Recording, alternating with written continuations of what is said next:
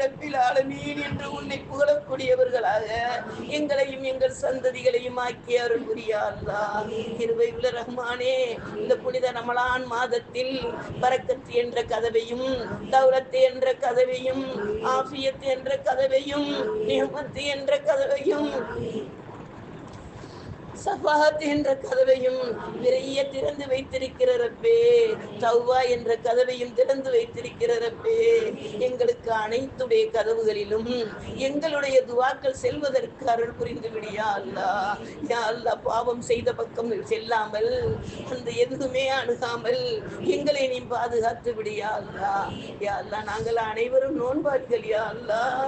நோன்புக்கு கூலி நீதானே யா அல்லாஹ். எங்களிடம் நீ இருந்து விட்டால், எங்களிடம் நீ தங்கிவிட்டால், எங்களுடைய இருவுலக வாழ்வு வெற்றி அடைந்து விடும் யா அல்லாஹ். அத்தகைய கேடயமான நோன்பை நோற்றிருக்கிறோம் யா அல்லாஹ். பருளை நிறைவேற்றிக் கொண்டிருக்கிறோம் யா அல்லாஹ். நாள் முழுவதும் பருளில் இருக்கிறோம் யா அல்லாஹ். எங்களை நீ பாதுகாத்து விடு யா அல்லாஹ், பாதுகாத்து